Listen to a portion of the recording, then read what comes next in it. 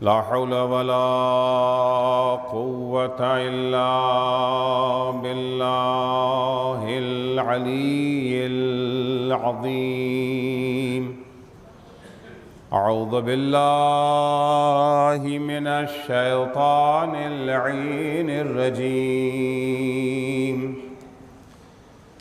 بسم الله الرحمن الرحيم. الحمد لله والصلاة والسلام على رسول الله وعلى آله آل الله، لا سيما بقية الله ولعنة الله على أعدائهم أعداء الله من يومنا هذا إلى لقاء الله. أما بعد فقد قال الله: يا أيها الذين آمنوا قوا أنفسكم وأهليكم نارا وقودها الناس والحجارة عليها ملائكة شداد غلاظ لا يعصون الله ما أمرهم ويفعلون ما يؤمرون. صلوات پڑھیں گے محمد.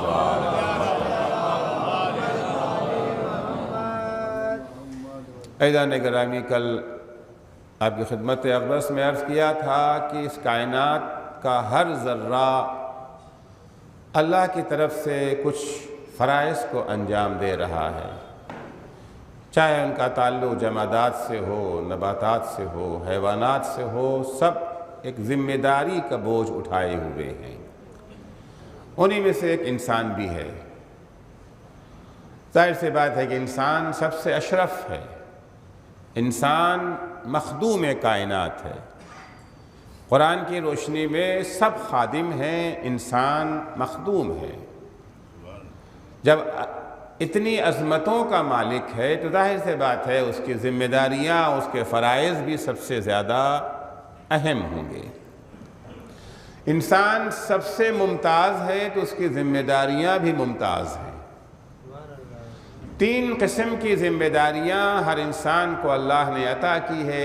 ایک ذمہ داری وہ ہے جس کا تعلق عبادات سے ہے، عبادی ذمہ داریاں، عبادت کے فرائض جو اللہ اور بندوں کے درمیان ہیں.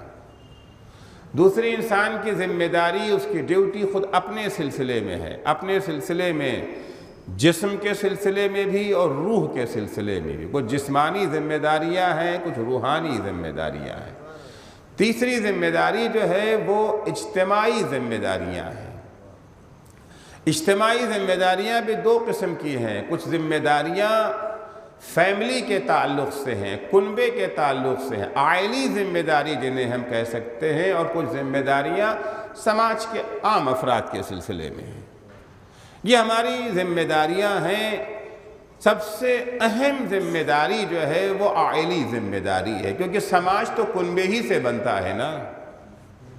پہلے انسان خاندان کی تشکیل دیتا ہے، خاندانوں سے سماج تشکیل پاتا ہے. تو سب سے اہم ذمہ داری عائلی ذمہ داری ہے، اور عائلی ذمہ داری میں بھی سب سے اہم فریضہ انسان کا یہ ہے کہ خود کو بھی آتش جہنم سے بچائے اور اپنی فیملی کو بھی آتش جہنم سے بچائے. صرف پیٹ بھر دینا کافی نہیں ہے، ان کے لیے روٹی، کپڑا اور مکان فراہم کر دینا کافی نہیں ہے. اگر ان میں صرف حیوانی پہلو پایا جاتا تو روٹی، کپڑا اور مکان کا نعرہ بجا تھا. لیکن انسان مرکب ہے، بسیط نہیں ہے، 2 پہلو وجود ہے اس کا، 1 پہلو نہیں ہے. حیوانوں کو اللہ نے پیدا کیا، ان کا وجود یک پہلو ہے، ان میں حیوانیت پائی جاتی ہے، ملکوتیت نہیں ہے۔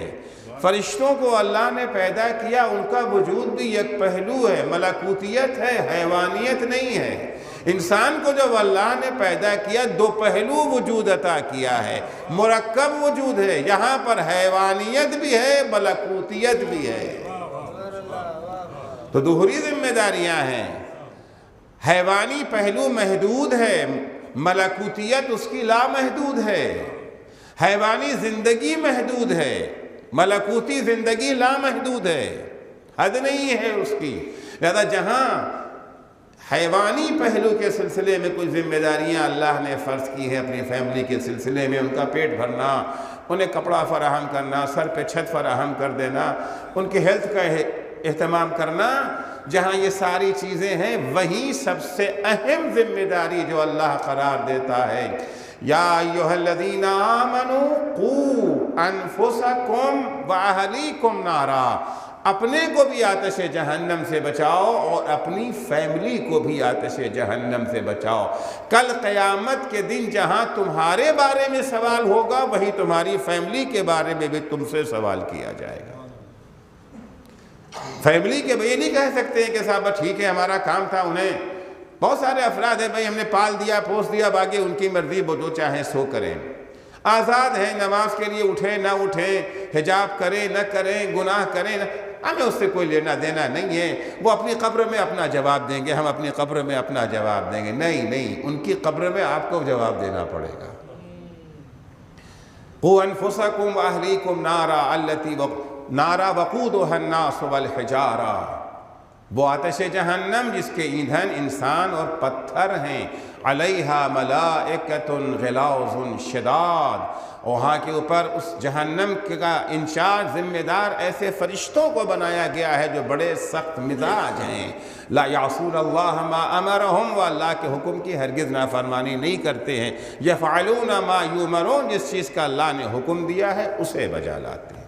تو عزیزو، فیملی اور کنبہ، فیملی تشکیل کیسے پاتی ہے؟ فیملی کنبے خاندان کا سب سے بنیادی ستون دو چیزیں ہیں، میاں اور بیوی۔ کنبے کا آغاز یہیں سے ہوتا ہے نا، آغاز خاندان کا یہیں سے ہوتا ہے، آغاز آدم و حوا سے ہوا تھا نا۔ خاندان تشکیل پاتا ہے شوہر اور زوجہ سے، میاں اور بیوی سے تشکیل پاتا ہے، اور شوہر اور زوجہ کو جو ایک دوسرے سے جوڑتی ہے جو چیز، اس کا نام ہے شادی، اس کا نام شادی ہے۔ اسلام کا نظام فیملی کے سلسلے میں کیا ہے، اس کو اگر دیکھنا ہے تو یہاں سے شروع کرنا پڑے گا۔ جڑ یہ ہے، بنیاد یہ ہے، فاؤنڈیشن یہ ہے۔ اگر فاؤنڈیشن صحیح رکھ دی گئی ہے تو آگے عمارت کے صحیح و سالم ہونے کی توقع کی جا سکتی ہے، لیکن اگر خشت اول چنہت معمار کج تا سریا می رود دیوار کج، اگر بنیاد ہی خراب رکھ دی گئی ہے، بنیاد ہی غلط ہے، پہلی جو بنیاد رکھی سنگ بنیاد ہی اگر غلط ہے، پہلی اینٹ اگر ٹیڑھی ہو گئی تو آسمان تک بھی اگر عمارت جائے گی تو ٹیڑھی ہی رہے گی، جتنا اوپر چلتی جائے گی اتنا ہی کجی اس کی اور ظاہر ہوتی چلی جائے گی۔ پہلا مرحلہ وہ ہے، اسلام میں شادی اہم عبادت کا نام ہے۔ اسلام میں شادی تفریح نہیں ہے، تفریح کا موقع، شادی کا موقع تفریح کا موقع نہیں ہے۔ شادی جو ہے وہ اہم عبادت ہے، اگرچہ ہم نے اس اہم عبادت کو گناہوں سے آلودہ کر دیا ہے۔ اس اہم عبادت کو گناہوں سے، اگر کبھی کوئی ٹوک دیتا ہے گناہوں پر تو کہا جاتا ہے مولانا یہ امام باڑہ تو نہیں ہے، یہ مجلس تو نہیں ہے، یہ نماز خانہ تو جو شادی ہے، یہاں تو خدا کے لیے چھوڑ دیجئے۔ مجلس میں آپ پریشان کرتے رہتے ہیں، مسجد میں آپ پریشان کر رکھتے رہتے ہیں، اس لیے ہم نے آنا بھی چھوڑ دیا، اب شادی میں بھی نہیں، یہاں تو کم سے کم چھوڑ دیجئے۔ شادی جس طرح سے نماز مسجد میں عبادت ہے، مجلس عبادت ہے، ویسے ہی اسلام کی نگاہ میں شادی عبادت ہے۔ سنیں گے پیغمبر اسلام صلی اللہ علیہ وآلہ وسلم فرماتے ہیں یفتح ابواب السماء فی اربعۃ مواضع، 4 مقامات وہ ہیں جب آسمان کا دروازہ کھل جاتا ہے، 4 مقام وہ ہیں جب دعا قبول ہوتی ہے۔ قبولیت دعا کے 4 موقع ہیں۔ عند نزول المطر، ایک وہ موقع ہے جب بارش برستی ہے، نزول باران کے موقع پر دعا کے قبول ہونے کا موقع ہے۔ وعند نظر الولد الى وجه الوالد، جب بچہ اپنے باپ کے چہرے پر نظر ڈالتا ہے، ظاہر سے بات ہے یہ غصے کی نظر نہیں ہوگی یقیناً، جب محبت کی نظر سے، رحمت کی نظر سے، شفقت کی نظر سے بچہ اپنے باپ کو دیکھتا ہے، یہ وہ موقع ہے کہ جو دعا کی جائے وہ دعا قبول ہوگی۔ بہت اہم موقع ہے، کیونکہ غصے کی نگاہ سے اگر دیکھ لیا وہ تو بہت ہی بری چیز ہے۔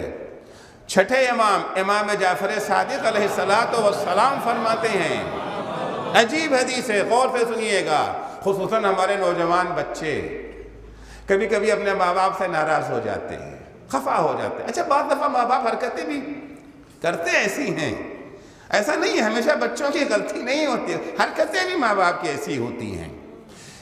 حرکتیں ان کی کیسی ہی ہوں، ان کی حرکتیں کیسی ہی ہوں، ان کی حرکتوں کی سزا اللہ دے گا، آپ کو نہیں دینا ہے، یاد رکھیے گا۔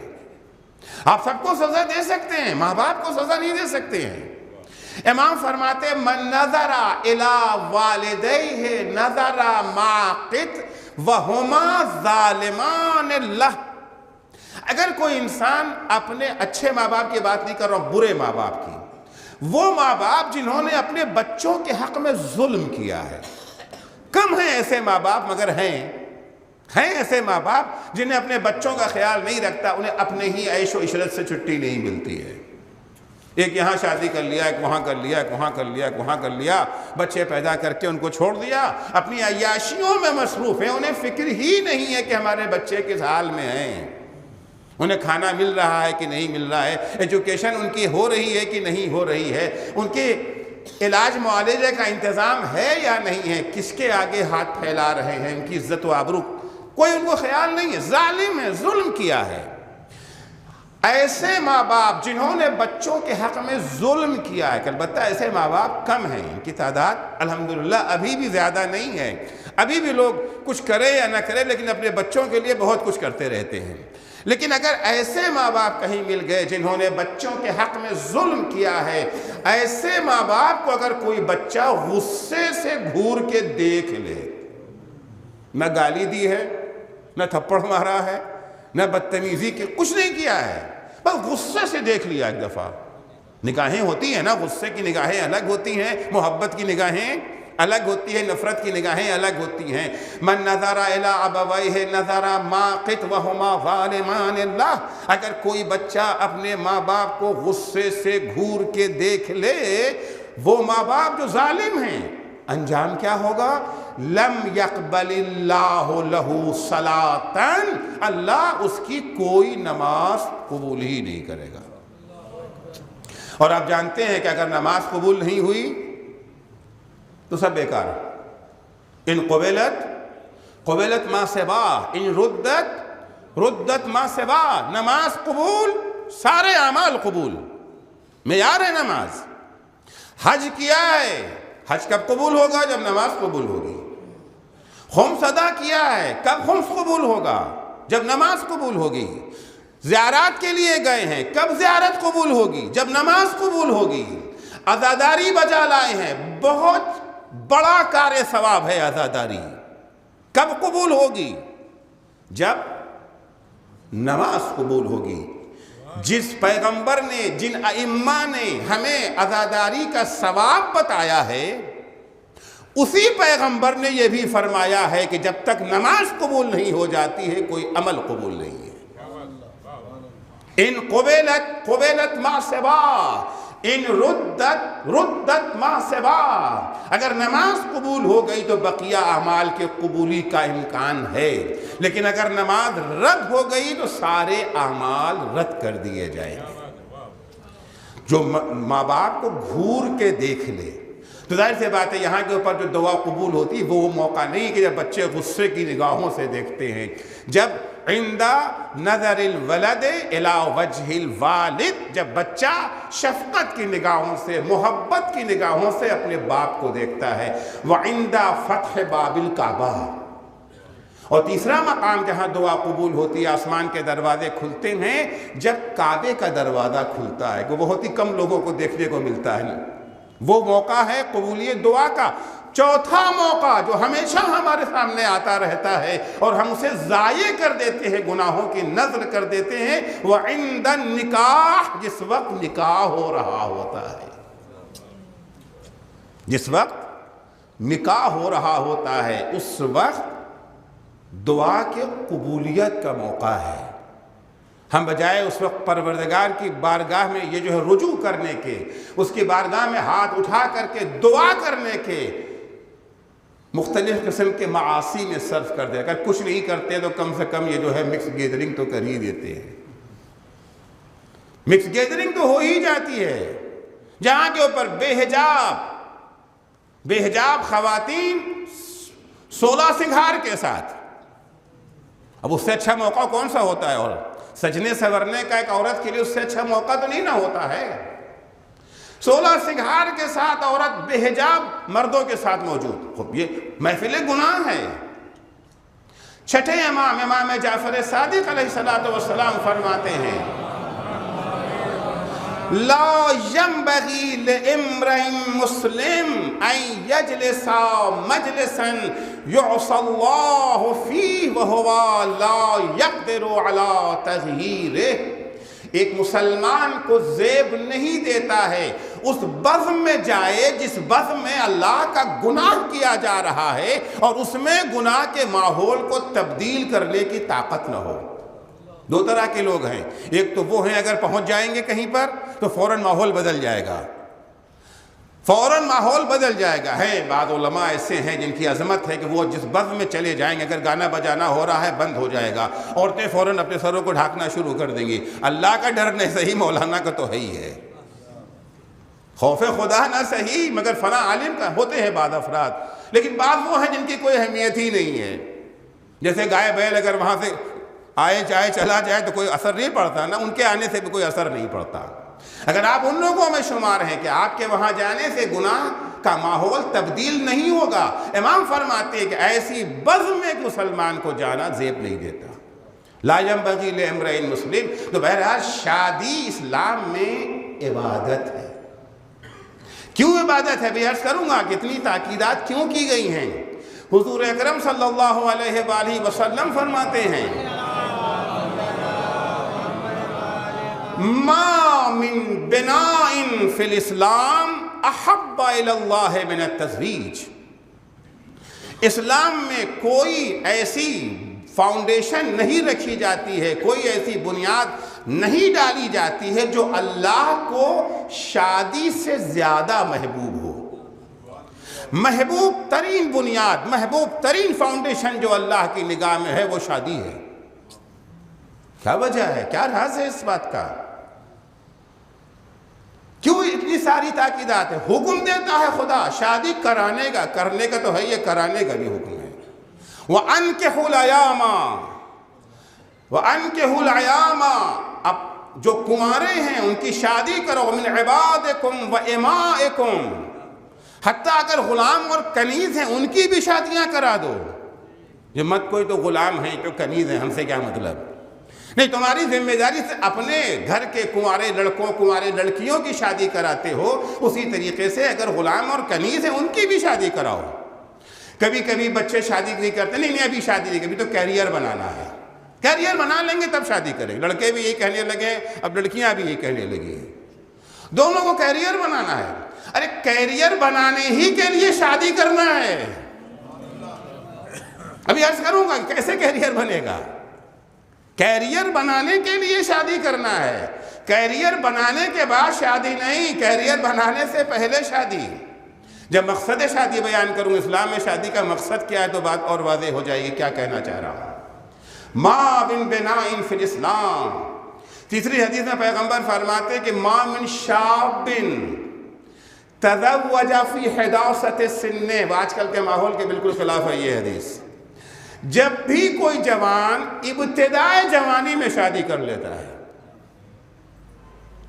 40 سال ہونے کے بعد نہیں، 50 سال کی عمر ہو جانے کے بعد نہیں، فی حداثت السن، ابتدائے جوانی میں، عنفوان شباب ہے، آغاز جوانی میں اگر کوئی جوان شادی کر لیتا ہے، عج الشیطان، تو شیطان چیخنے لگتا ہے، یا ویلا یا ویلا عصم منی ثلث دین فلیتق اللہ فی الثلث الباقی. شیطان چیخ اٹھتا ہے، ہائے افسوس، اس نے 2/3 دین اپنا مجھ سے بچا لیا، 2/3 دین اپنا مجھ سے بچا لیا. معصوم فرماتے اب 1/3 کی فکر کرو، 2/3 تو بچ گیا. اتنی اہمیت جو دی گئی ہے. کیریئر شادی کے بعد نہیں، کیریئر شادی کے ذریعے. کیریئر پیسہ اکٹھا کر لینے کا نام نہیں ہے، کیریئر بلڈنگیں بنا لینے کا نام نہیں ہے، کیریئر اچھی گاڑی، اچھی نوکری، اچھے عہدے کا نام نہیں، کیریئر دین بچ جانے کا نام ہے. حفاظت دین ہے کیریئر. اسے کیریئر نہیں کہتے ہیں. سننا چاہتے کیریئر کیسے بنتا ہے؟ سن لیجئے. مولا کائنات کا ایک صحابی ہے،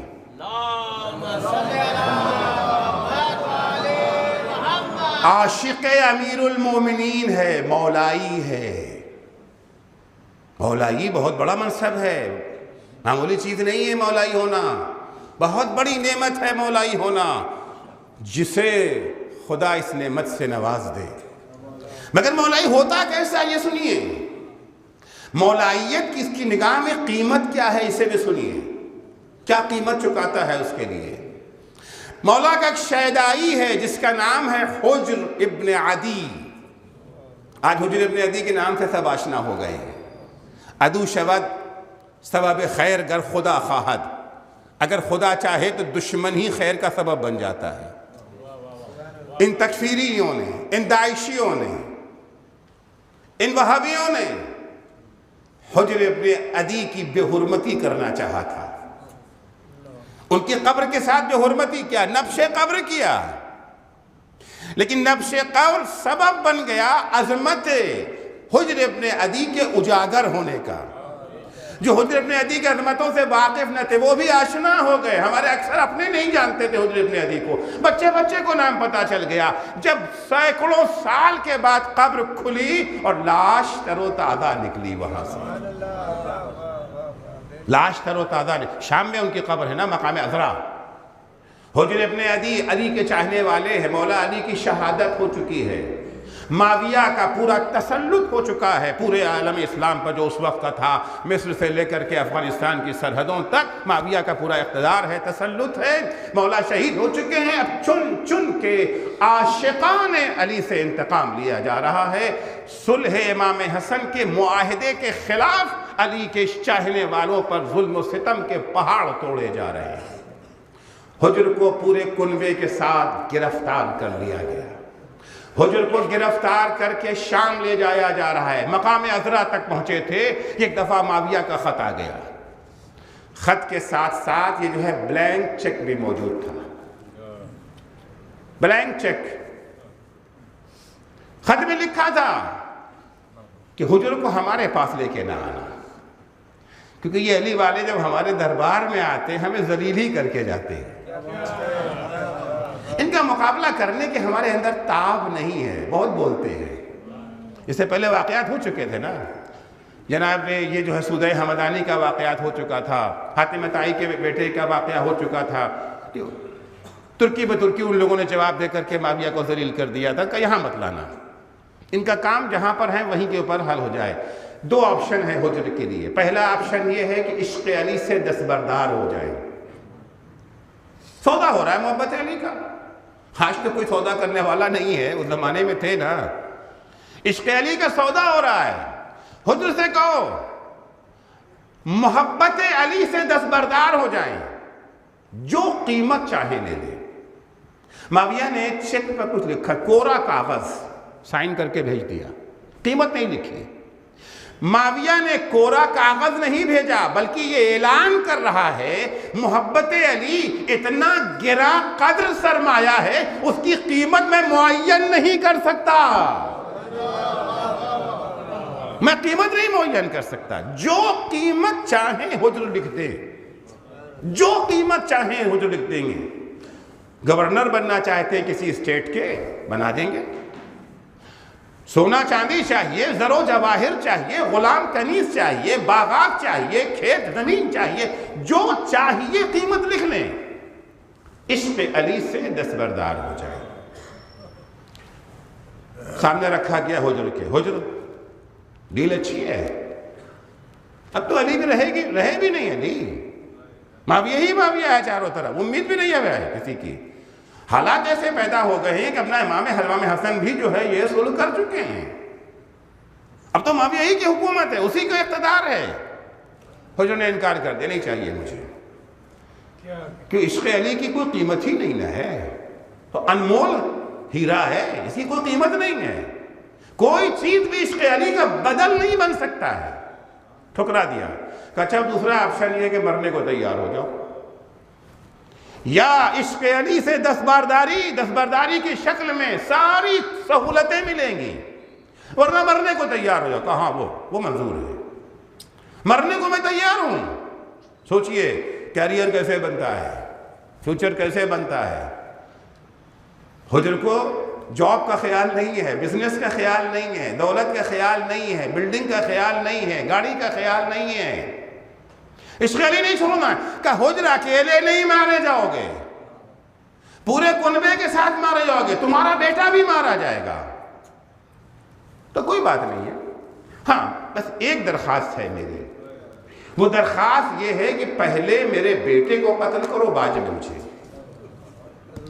بڑی عجیب منزل ہے، اصلاً فطرت انسانی کے خلاف ہے جناب حجر کا یہ بیان۔ انسان یہی چاہتا ہے نا ہم مر جائیں بیٹا بچ جائے، پہلے میں قتل کر دیا، شاید 5-10 منٹ میں کوئی دوسرا حکم آ جائے، جان بچ جائے، امکان تو ہے نا بچنے کا، 10 منٹ میں بہت کچھ ہو سکتا ہے، پہلے مجھے قتل کر دو شاید بچہ بچ جائے۔ حجر کہتے ہیں نہیں، پہلے مجھے قتل کرو، پہلے میرے بیٹے کو قتل کرو میری نگاہوں کے سامنے، بعد میں مجھے قتل کرو۔ جناب حجر آخر سبب کیا ہے، وجہ کیا ہے؟ عجب نہیں حجر جواب دے، میں اپنے بچے کا کیریئر بنانا چاہتا ہوں، میں اپنے بچے کا مستقبل سنوارنا چاہتا ہوں، میں اپنے بچے کا فیوچر بنانا چاہتا ہوں۔ فیوچر کس چیز سے بنتا ہے؟ دھن دولت سے نہیں بنتا ہے، ابھی میرے بچے کا دل عشق علی سے مالا مال ہے، محبت علی سے لبریز ہے، مجھے خوف ہے کہیں میرے مرنے کے بعد میرے بچے کا قدم ڈگمگا نہ جائے، میں چاہتا ہوں میرا بچہ میرے سامنے عشق علی لے کر کے خدا کی بارگاہ میں جائے۔ ایک صلوات پڑھیں گے محمد و آل محمد پر۔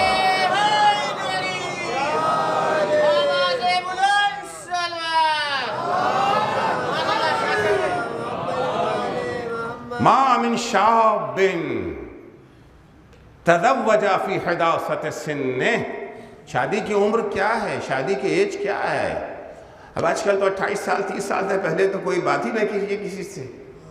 پیغمبر کہہ رہے ہیں فی حداثت سنہ، ارے بھائی ابھی تو میرا بچہ کچھ کر نہیں رہا ہے، کہاں سے خرچہ چلائے گا؟ ارے شادی سے پہلے کھا رہا ہے کہ نہیں کھا رہا ہے؟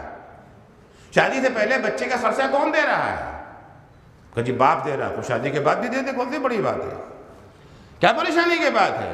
اور جو بہو آنے والی ہے اس کا خرچہ بھی کوئی دے رہا نہیں دے رہا ہے، کہ کون دے رہا ہے؟ کہ بہو کا باپ دے رہا ہے تو بہو کا باپ دے دے، لڑکی کا باپ لڑکی کا خرچہ دے دے، لڑکے کا باپ خوب لڑکے کا خرچہ، ابھی تو پڑھ رہے ہو، پڑھتے بھی رہیں گے، کیا جاتا ہے اس میں، تعلیم بھی ہوتی رہے گی۔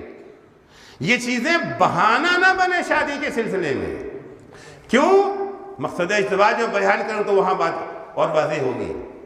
اصل خدا بند عالم نے اس نظام کو، نظام کائنات کو جو خدا نے بنایا ہے اپنی حکمت سے، اس کا حکیمانہ نظام یہ ہے کہ اس کائنات کی بقا اور ارتقاء کے لیے جو نظام اس نے بنایا ہے، اس نظام کی بنیادی شادی پر ہے۔ شادی صرف انسانوں میں نہیں ہوتی ہے. دیکھیے 4 طرح کے مخلوق ہیں نا کائنات میں. جمادات ہیں جیسے پتھر زمین وغیرہ، یہ سب کیا ہے؟ جماد ہیں. یا یہ جو ہے نباتات ہیں، پیڑ پودے، یا حیوانات ہیں، یا انسان ہیں. چاروں کے ہاں شادی پائی جاتی ہے. چاروں کے ہاں شادی ہے. اللہ نے کائنات میں جتنی چیزیں پیدا کی ہیں سب میں جوڑا پیدا کیا ہے. سب میں جوڑا ہے. کل تک ابھی جب سائنس نے ترقی نہیں کی تھی یہ ثابت کرنا بڑا مشکل ہوتا تھا. حلق سے اترتی نہیں تھی بات. قرآن کی آیت وَمِن كُلِّ شَيْءٍ خَلَقْنَا زَوْجَيْنِ لَعَلَّكُمْ تَذَكَّرُونَ. ہم نے ہر چیز کا جوڑا پیدا کیا ہے. ہر چیز کا ہم نے جوڑا پیدا کیا ہے تاکہ تم اللہ کی نعمتوں کو یاد کر سکو. لَعَلَّكُمْ تَذَكَّرُونَ.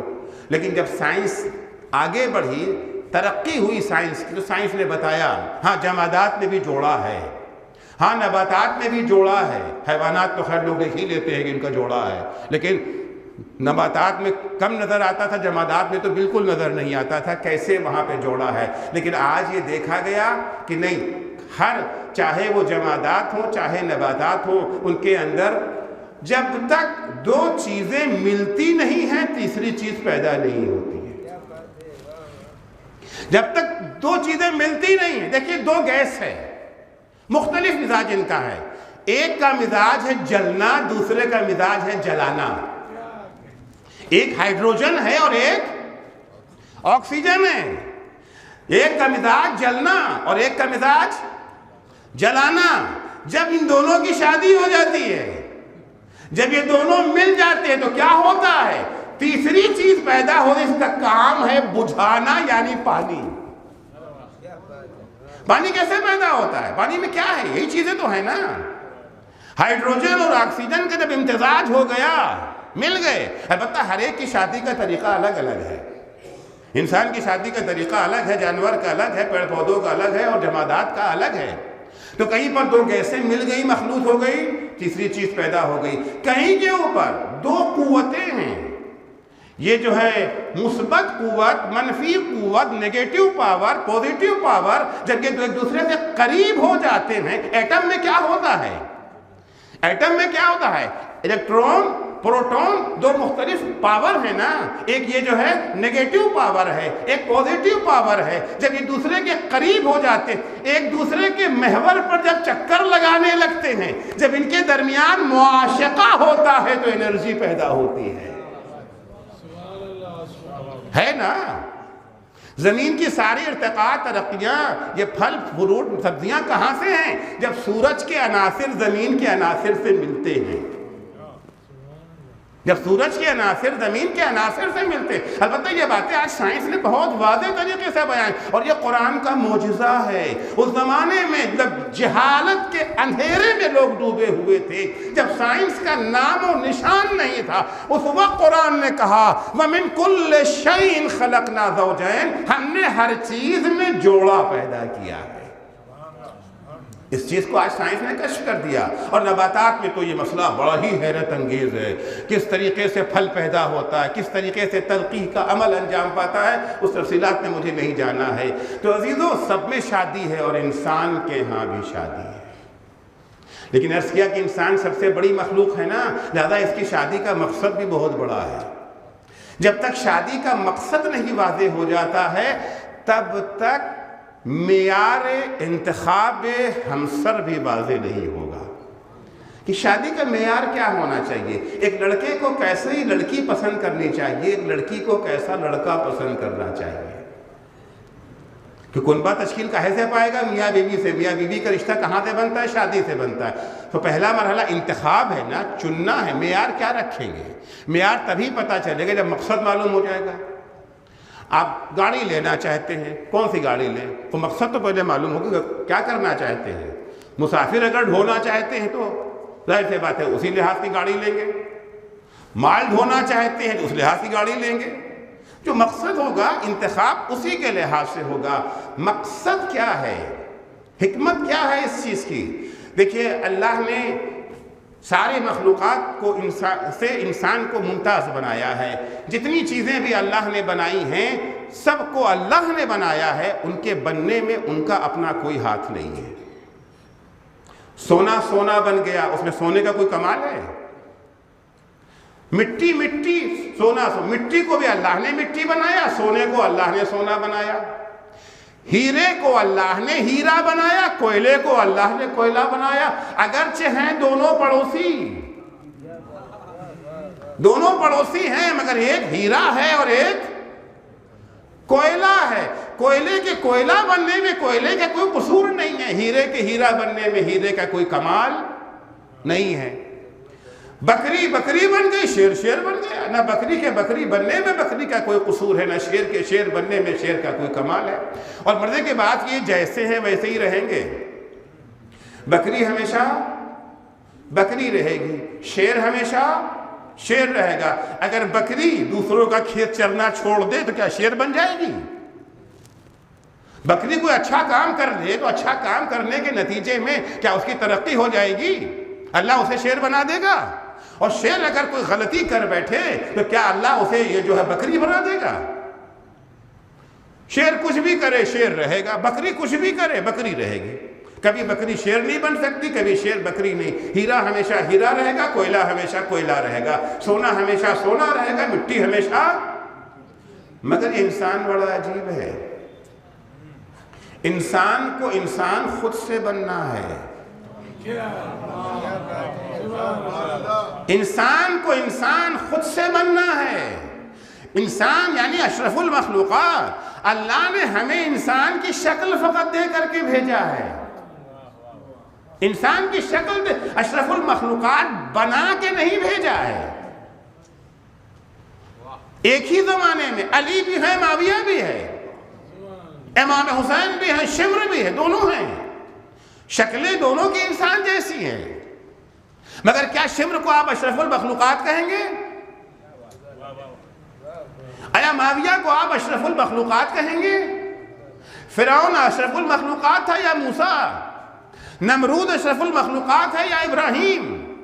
دیکھنے میں دونوں ایک ہی جیسے ہیں نا، فرق تو نہیں ہے. اشرف المخلوقات بننا ہے، بنایا نہیں ہے. اللہ نے بننے کا ٹیلنٹ دے کر کے بھیجا ہے. ٹیلنٹ ہونا اور ہے، بن جانا اور ہے.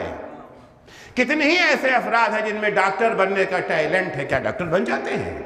کتنے ہی بچے ایسے جن میں انجینئر بننے کا ٹیلنٹ ہے، کیا وہ انجینئر بن جاتے ہیں؟ کتنے ہی بچے ایسے جن کے اندر فقیہ بننے کا ٹیلنٹ ہے، کیا فقیہ بن جاتے ہیں؟ نہیں. ٹیلنٹ کے بعد اس صلاحیت کو پروان چڑھانے والا بھی کوئی چاہیے. ٹیلنٹ کے ساتھ کوچ اور کوچنگ کی بھی ضرورت پڑتی ہے. کتنی ہی صلاحیتیں دفن ہو جاتی ہیں. تو ہمیں اللہ نے اشرف المخلوقات بننے کی صلاحیت دے کر کے بھیجا ہے. ہم چاہیں تو فرشتوں سے افضل بن سکتے ہیں، چاہیں تو جانور جیسے بن سکتے ہیں، چاہیں تو جانور سے بدتر بن سکتے ہیں. یہ خصوصیت بکری میں نہیں تھی، شیر میں نہیں تھی، ہیرے میں نہیں ہے، کوئلے میں نہیں ہے.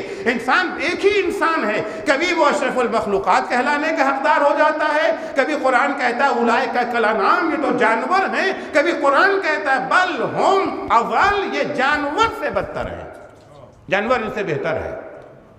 انہیں اگر گدھا کہہ دیا جائے تو گدھے کو جو ہے برا لگ جائے گا. ہم تو ان سے بہتر ہیں، ہم تو ان سے افضل ہیں. قرآن کی لفظیں ہیں نا. تو ہمیں بننا ہے، بننے کے لیے اللہ نے بھیجا ہے. بننے کا طریقہ کیا ہے؟ کیسے بن سکیں گے؟ بننے کا راستہ کیا ہے؟ بننے کا راستہ خدا نے 11 قسم کھا کے بیان کیا ہے قرآن میں. تفصیل میں نہیں جانا، فقط اشارہ. قد افلح من زکاہا. اشرف المخلوقات انسان بننے میں کون کامیاب ہوں گے؟ جنہوں نے نفس کا تزکیہ کر لیا ہے. تزکیہ کیا ہے اس بحث میں فی الحال نہیں جاؤں گا. تزکیہ کا ایک ہی ذریعہ ہے، وہ ہے اطاعت خدا. اطاعت خدا. اطاعت خدا کا سفر بڑا کٹھن ہے، بڑا مشکل سفر ہے، آسان راستہ نہیں ہے. یہاں پر مددگار کی ضرورت ہے. تنہا یہ سفر طے نہیں کیا جا سکتا ہے، قدم قدم پر لغزشیں ہیں. بہت مشکل سفر ہے. اس مشکل کے لیے ہمیں مددگار چاہیے، ساتھی چاہیے. کون ساتھی ہے؟ شوہر کے لیے بیوی ساتھی ہے، بیوی کے لیے شوہر ساتھی ہے. ایک دوسرے کے مددگار ہیں اللہ کے اطاعت کے لیے. جتنی بھی عظیم ہستیاں گزری ہیں، مرحوم آیت اللہ بروجردی عظیم مرجع تقلید تھے، اپنے زمانے کے واحد مرجع تقلید ہوا کرتے تھے. مرحوم علامہ طباطبائی تفسیر قرآن کا شاہکار ہے، میں بہترین مفسر قرآن. دونوں بزرگوار کے بیانات میں دیکھ رہا تھا، کہتے ہیں آج میں جو کچھ ہوں اپنی بیوی کی وجہ سے.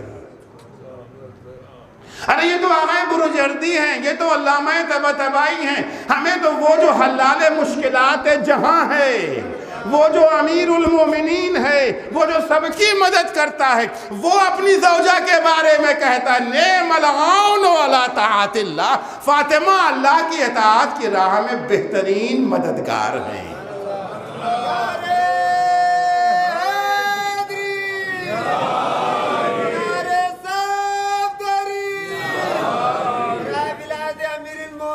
شہزادی کونین بلندر سلوان.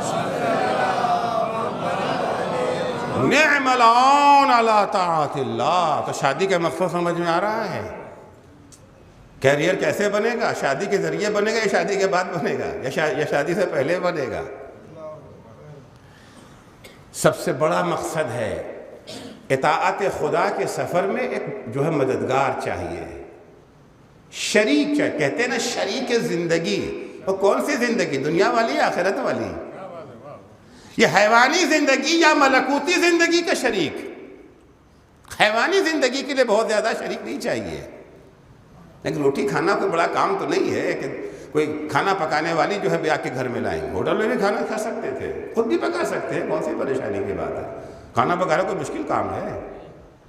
کوئی مشکل کام نہیں ہے. شریک زندگی کون سی زندگی؟ زندگی آخرت کا شریک چاہیے. اطاعت کی زندگی. سفر کٹھن ہے، مشکل ہے، معاون کی ضرورت ہے.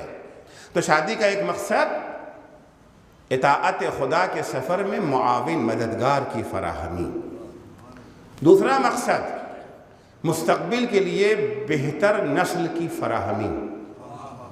کائنات کو آگے بڑھنا ہے نا، ترقی بھی ہونا ہے نا، بقا بھی، ارتقاء دونوں ہے نا. مستقبل کے لیے بہتر نسل کی فراہمی. یاد رکھیے گا انسان کی شخصیت کی تشکیل میں 5 چیزوں کا دخل ہے. پرسنالٹی انسان کی، شخصیت انسان کی 5 چیزوں سے بنتی ہے. پہلی چیز اس میں کیا ہے جسے قرآن و حدیث بھی مانتے ہیں اور آج کی سائنس بھی مانتی ہے؟ جین، ماں باپ کے صفات، جس کو حدیثوں میں عرق کہا گیا ہے. عرق، جب عرق کا معنی ہم جا کر کے عربی کے ڈکشنری میں دیکھتے ہیں، العرق دساس یتصل اخلاق الآباء الی الابناء. ماں باپ کے اخلاق اور صفات کو بچوں تک منتقل کرتا ہے. اب بتا جین کا بہت سارا کام ہے، شکل و صورت کو بھی منتقل کرتا ہے اور اخلاقیات کو بھی منتقل کرتا ہے. شجاعت، بزدلی، تقوی، گناہ، یہ ساری چیزیں ہیں جو ایک ذریعہ، البتہ واحد ذریعہ نہیں ہے. 5 چیزیں ہیں. ایک ہے جین کا مسئلہ ہے. آج سائنس تو مانتی ہے اس چیز کو، حدیثوں میں بھی ہے. جس وقت جنگ ہو رہی تھی، مولا کائنات نے اپنے بیٹے محمد حنفیہ کو آگے بڑھایا. آگے بڑھو محمد حنفیہ. تیروں کی شدید بارش ہو رہی تھی، محمد حنفیہ کے قدم پیچھے ہٹ گئے. 2-3 دفعہ جب ایسا ہی ہوا، ایک دفعہ مولا کائنات نے ان کے پشت پر ہاتھ مار کے کہا ادرکک عرق من امک. یہ تمہارے ماں کا جین ہے جو تمہیں پیچھے ہٹا رہا ہے. اگر تمہاری ماں بھی فاطمہ زہرا جیسی ہوتی ہے تو تمہارے اندر بھی وہی شجاعت پائی جاتی جو حسن و حسین میں شجاعت پائی جاتی ہے. ادرکک عرق من امک. ایک شخص اپنی بیوی کو لے کر کے رسول خدا کی خدمت میں آیا. یا رسول اللہ، ہمیں دیکھ رہے ہیں گورے چٹے، ہمارے بیوی کو دیکھ رہے ہیں، یہ بھی گوری چٹی، بچے کو دیکھ رہے ہیں کالا، بچے کو دیکھ رہے ہیں آپ کالا، بال بھی وہ افریقیوں جیسے، موٹے موٹے ہونٹ. یا رسول اللہ، میرا پورا خاندان خوبصورت خاندان ہے، میرے باپ بڑے خوبصورت تھے، میرے دادا، میرے پردادا، اور یہ میری بیوی جو ہیں یہ ہماری کزن ہیں، چچا کی بیٹی ہیں. ان کے بھی سب خاندان، پورا خاندان ہمارا ایک ہی ہے نا، ہم سب اتنے خوبصورت. یہ بچہ کیسا پیدا ہوا ہے؟ پیغمبر نے کہا کیا تمہیں بیوی کے کردار میں شک ہے؟ کہ نہیں رسول اللہ ایسا کچھ نہیں ہے، میری بیوی بڑی پاک دامن ہے، بس بات میری سمجھ میں نہیں آ رہی ہے۔ اگر شک ہوتا تو خود ہی سمجھ لیتا، شک نہیں ہے، اسی لیے میں حیرت ہوں ایسا کیوں ہے۔ پیغمبر نے کہا تمہیں کتنی پشتیں یاد ہیں؟ کتنی پشتیں تمہیں یاد ہیں؟ کہ دادا پردادا تک بس۔ پیغمبر نے فرمایا کہ جین کا سلسلہ 90 نسلوں تک چلتا ہے، 90 نسلوں تک جین ایکٹیو ہے۔ جب بھی کوئی بچہ پیدا ہونے والا ہوتا ہے انعقاد نطفے کے وقت 90 نسلوں کی جینیں جو ہیں وہ حرکت میں آ جاتی ہیں۔ ہر ایک کی خواہش یہ ہوتی ہے کہ ہمارا اثر اس پہ پڑے، ہماری چھاپ اس پہ پڑے۔ ایک جین کامیاب ہو جاتا ہے، بقیہ ناکام ہو جاتے ہیں، پھر وہ انتظار کرتے ہیں اگلے بچے کے لیے، اگلی نسلوں کے لیے۔ کیا پتا شاید 10 نسل پہلے کوئی تمہارے یہاں ایسا رہا ہو، اس کے نانیال میں اثر دونوں کا پڑتا ہے، صرف باپ کا نہیں ہے، ماں باپ دونوں کا اثر ہے۔ اگر صرف کل میں نے عرض کیا تھا اگر فقط باپ کا اثر ہوتا تو علی عقیل سے بہادر خاندان کا پتہ نہ پوچھتے۔ جین کا اثر ہے نا۔ اب قرآن مجید میں دیکھیں کہ جس وقت جناب مریم، کنواری مریم حضرت عیسیٰ کو لے کے گود میں آئی ہیں، بوڑھے یہودیوں نے ان پر اعتراضات کی بوچھار کر دی۔ ایک جملہ ان کا قرآن نے نقل کیا ہے، یا اخت ہارون ما کانا ابوک امرأ سوء وما کانت امک بغیہ، اے ہارون کی بہن نہ تیرا باپ بدکار تھا نہ تیری ماں بدکار تھی، تو کیسے؟ تعجب ہو رہا تھا نا، تمہاری نسل میں جو تقوی و طہارت ہے، تمہارے یہاں جو طہارت کا جین پایا جاتا ہے، گناہ کا جین نہیں ہے۔ تو ایک چیز جو شخصیت انسان میں مؤثر ہے وہ جین ہے۔ ماں باپ کیسے ہیں؟ اگر بچوں کو صالح، بہت سے ماں باپ چاہتے ہیں بچے ان کے نیک کردار رہے، ان کو یہ پسند نہیں کہ میرا بچہ جھوٹ بولے، انہیں یہ پسند نہیں کہ میرا بچہ غیبت کرے، میرا بچہ آوارگی کرے، مگر وہ بھول جاتے ہیں کہ بچے کے جھوٹ بولنے نہ بولنے میں آپ کا بھی تو ہاتھ ہے۔ بچے کے گنہگار یا متقی پرہیزگار بننے میں آپ کا بھی ہاتھ ہے۔ اگر آپ چاہتے ہیں کہ بچہ جھوٹ نہ بولے تو خود بھی نہ بولیے، ورنہ آپ کا جین منتقل تو ہوگا نا۔ صفات تو آپ کے منتقل ہوں گے، البتہ جبر نہیں ہے، عرض کروں گا پانچویں چیز جب بیان کروں گا۔ تو ایک چیز ہے جین، دوسری چیز ہے غذا، خوراک۔ کیا کھلایا ہے بچوں کو، کیا کھایا ہے ماں باپ نے؟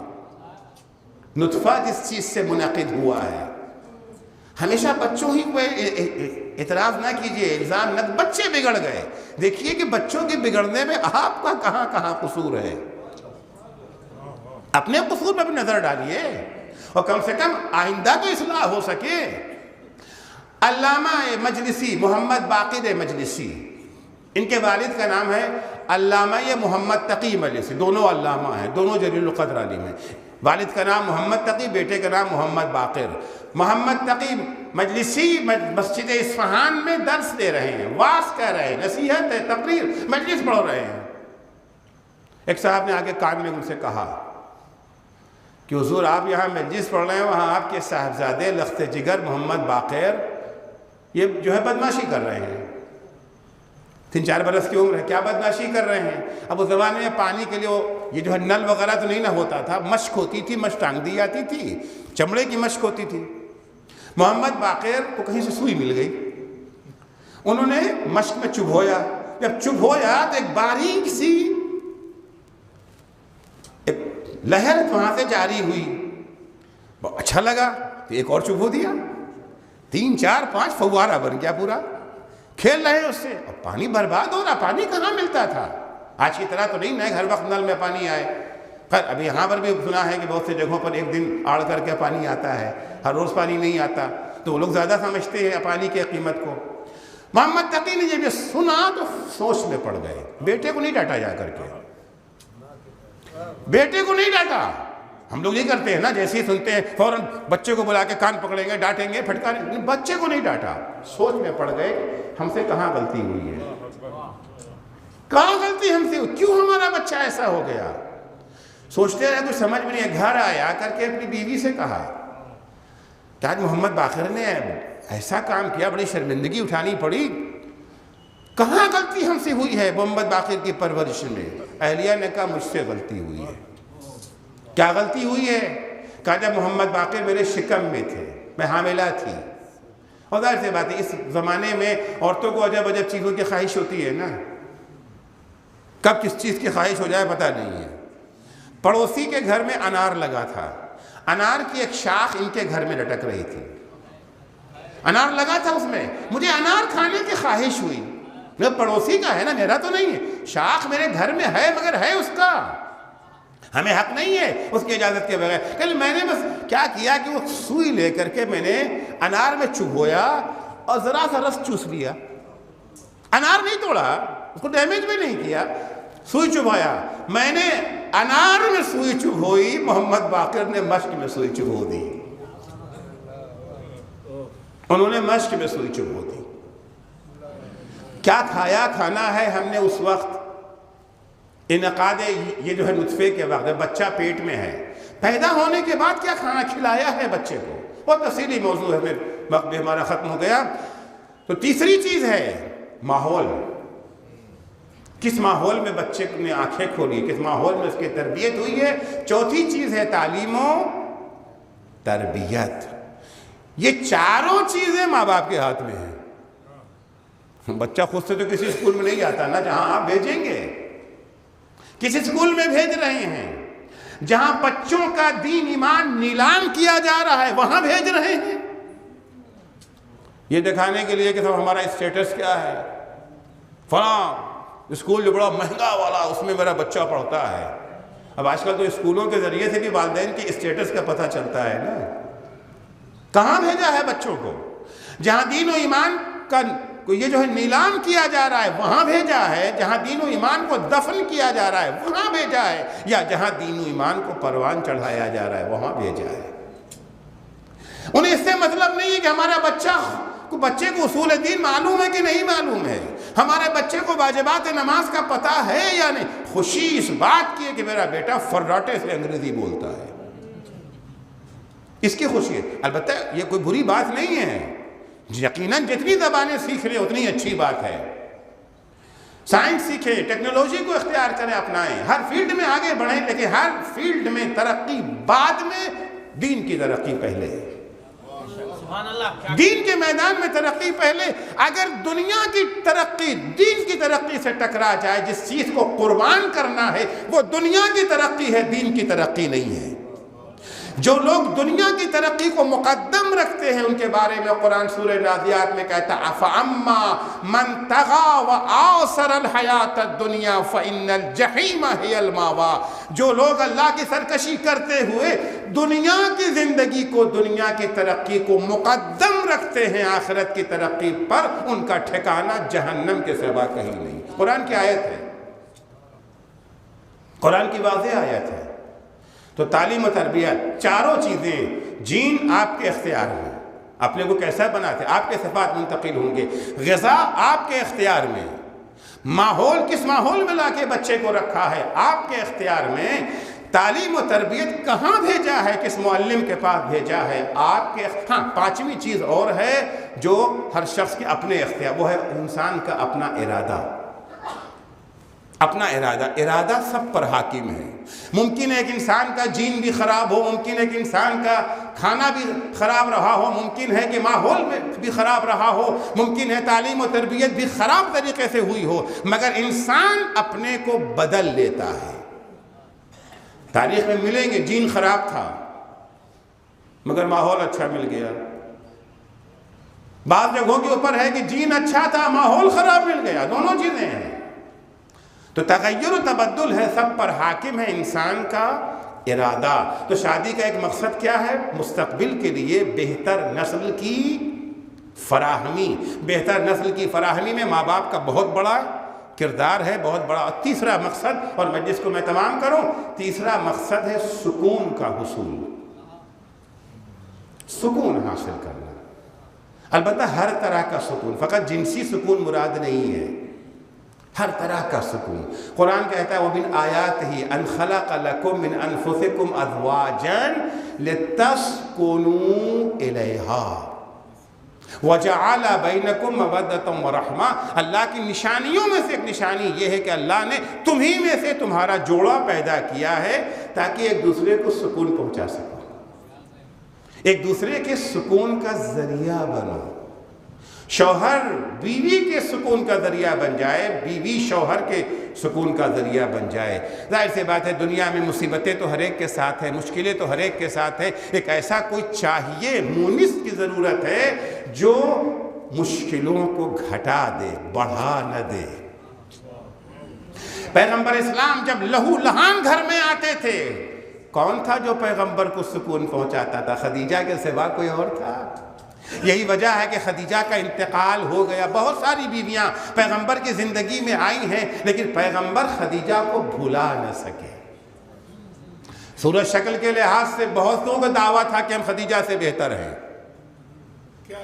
بہتوں کا دعویٰ تھا کہ ہم خدیجہ سے بہتر ہیں، ان کی عمر فلاں تھی، ہماری عمر قضا ہے، لیکن پیغمبر دیکھتے تھے سکون کس سے ملا ہے۔ لہذا پیغمبر کہتے تم کیا خدیجہ کا مقابلہ کرو گی؟ جس وقت سب مجھے جھٹلا رہے تھے میری تصدیق خدیجہ نے کی ہے، جس وقت ہر طرف سے پتھر مجھ پہ برس رہے تھے۔ عزیزو، زوجہ وہ زوجہ ہے، مولا کائنات امیر المومنین حضرت علی بن ابی طالب علیہ السلام فرماتے ہیں کہ جب میں مصیبت و آلام، علی کے ساتھ تو مصیبتیں تھیں نا، مولا کے القاب میں سے لقب کیا؟ السلام علیک یا اصبر الصابرین۔ مولا کی یہ جو ہے زیارت میں ہے، امام حسین کے لیے نہیں ہے، یہ مولا علی کے لیے ہے۔ السلام علیک یا اصبر الصابرین، السلام ہو اس پر جو سب سے زیادہ صبر کرنے والا۔ مصیبتوں میں گھرے تھے علی، مولا فرماتے تھے تنکشف عنی الہموم والغموم بنظرتی الیہا، جب میں مشکل و آلام میں گھرا ہوا مصائب کا پہاڑ لے کر کے گھر میں جاتا تھا، فاطمہ کا چہرہ دیکھتے ہی میرا سارا غم دور ہو جاتا تھا۔ فاطمہ کے چہرے پر نگاہ کر کے میری ساری مصیبتیں دور ہو جاتی تھی۔ ایسا سکون کا ذریعہ لِتَسْكُنُوا إِلَيْهَا، سکون مل سکے۔ فاطمہ علی کے سکون کا ذریعہ تھی، چہرہ دیکھ کر کے فاطمہ کا علی کا سارا غم کافور ہو جایا کرتا تھا۔ لیکن عزیزو، جب فاطمہ کی شہادت کے آخری ایام آئے ہیں تو روایتوں میں ملتا ہے کہ فاطمہ علی سے اپنا چہرہ چھپانے لگی تھی۔ فاطمہ علی سے چہرہ چھپانے لگ، کیوں؟ کیونکہ اب یہ وہ چہرہ ہے، اگر علی کی نظر پڑ گئی تو علی کی مصیبتوں میں اور اضافہ ہو جائے گا، کیونکہ اب اس چہرے پر تماچوں کے نشان ہیں۔ اب فاطمہ وہ فاطمہ نہیں رہ گئی ہیں۔ ارے فاطمہ چلتی ہیں تو عصا کا سہارا لے کے چلتی ہیں، کھڑی ہوتی ہے تو دیوار کا سہارا لے کے فاطمہ کھڑی ہوتی ہے۔ اجرکم اللہ۔ کیا بیوی کی کیا عمر ہے شہادت کے وقت؟ 18 ہی برس تو عمر ہے نا۔ آپ نے کسی 18 برس کی خاتون کو دیکھا ہے یا سنا ہے یا کسی کتاب میں پڑھا ہے؟ اسے کوئی بیماری بھی نہ ہو اور چلے تو عصا کا سہارا لے کر کے چلے، کمر جھک گئی ہو اس کی، نہ پڑھا نہ دیکھا نہ سنا۔ آخر کیا ہو گیا تھا فاطمہ کو؟ کیا سبب تھا؟ عزیزو، یہی سوال کسی نے 5ویں امام محمد باقر سے کر لیا۔ مولا یہ بتائیے جب آپ کی دادی کی شہادت ہوئی تو ان کی عمر کیا تھی؟ امام نے فرمایا میری دادی کی عمر 18 برس تھی۔ آقا تو کیا یہ بات صحیح ہے کہ آپ کی دادی کی کمر جھک گئی تھی؟ کیا سبب تھا کمر کے جھکنے کا؟ امام نے دفعہ دائیں دیکھا بائیں دیکھا، کوئی غیر تو نہیں ہے۔ اللہ نے مظلومیت کا عالم، مظلوم اپنے پر ہونے والے ظلم کو بھی بیان نہیں کر سکتا۔ جب اطمینان ہو گیا سب اپنے ہیں تو امام نے فرمایا سنو، سننا چاہتے ہو؟ ارے میری دادی دروازے کے پیچھے کھڑی ہوئی تھی، ایک شقی نے دروازے کو آگ لگا دی اور دروازے کے جلنے کا پورا انتظار بھی نہ کیا، دروازے پہ کیسا لات مارا، دروازہ میری دادی پہ گرا۔ ارے در و دیوار کے درمیان دادی کو ایسا در و دیوار کے درمیان پیسا گیا، میری دادی کی پسلیاں ٹوٹ گئی۔ ارے پسلی ٹوٹ کے جگر میں پیوست ہو گئی تھی، جب دادی کھڑے ہونا چاہتی تھی ہڈی جگر میں چبھ کر کے ایسی اذیت ہوتی تھی کہ دادی جھک جھک کے چلا کرتی تھی۔ اجرکم اللہ۔ فاطمہ کو بڑا خیال تھا علی کا، وجہ سکون علی ہے نا، وجہ سکون علی ہے، سکون کے علی کے سکون کا سبب ہے فاطمہ۔ فاطمہ نے علی کو بتایا ہی نہیں، فاطمہ نے علی کو نہیں بتایا کہ علی کی فاطمہ کی پسلیاں ٹوٹ گئی ہیں، کیونکہ علی کی مصیبت میں اضافہ ہو جاتا نا۔ علی کو کب پتہ چلا؟ بی بی نے وصیت کیا تھا، اے علی مجھے تم ہی غسل دینا، تم ہی کفن پہنانا، تم ہی دفن کرنا، غسلنی باللیل کفنی باللیل دفنی باللیل۔ علی تم مجھے رات میں غسل دینا، رات میں کفن پہنانا، رات میں دفن کرنا۔ دفن کرنا تو سمجھ میں آتا ہے، اس لیے تاکہ انہیں خبر نہ ہو سکے جنہیں فاطمہ خبر نہیں دینا چاہتی ہیں، جن کی شرکت کو فاطمہ پسند نہیں کرتی ہیں۔ یہ غسل دینے کے لیے وصیت کیوں کیا تھا کہ رات میں غسل دینا؟ دن میں بھی تو غسل دیا جا سکتا ہے، دن میں روشنی ہے، آسانی سے غسل ہو جائے گا۔ نہیں، بی بی نے کہا رات میں غسل دینا۔ شاید سبب یہ ہو کہ فاطمہ نہیں چاہتی ہیں کہ علی کی نگاہ فاطمہ کے ٹوٹے ہوئے پہلو پہ پڑ جائے، کیونکہ علی کا غم بڑھ جائے گا۔ اے عزیزو، علی فاطمہ کی وصیت کے مطابق غسل دینا چاہتے ہیں۔ اسماء بنت امیس سے علی کہتے ہیں، اے اسماء دیکھو گھر ہی میں غسل دیں گے نا، بچوں کی نگاہوں کے سامنے۔ بچے جب دیکھیں گے ماں کو غسل دیتے ہوئے تڑپ جائیں گے، بچے رونے لگیں گے، بچوں کی چیخ نکل جائے گی، انہیں خبر ہو جائے گی جنہیں خبر نہیں ہونا چاہیے۔ اسماء جاؤ بچے سے کہو بچوں رو، مگر چپ کے رو، بچوں آواز نہیں نکلنا چاہیے۔ جانے کس دل سے اسماء نے بچوں سے کہا ہوگا اور کیسے بچوں نے برداشت کیا ہوگا۔ علی غسل دے رہے ہیں، بچے چپکے آنسو بہا رہے ہیں، اسماء پانی دیتی جا رہی۔ اسماء کہتی ہیں ایک دفعہ غسل دیتے دیتے اچانک علی کی چیخ نکل گئی، دیوار سے سر لگا کے علی رونے لگے۔ میں نے کہا مولا آپ تو بچوں کو منع کر رہے تھے، آپ کیوں رونے لگے؟ ارے اسماء نہ پوچھو، فاطمہ کی پسلیاں ٹوٹی ہوئی ہیں، فاطمہ نے مجھے خبر بھی نہ دیا۔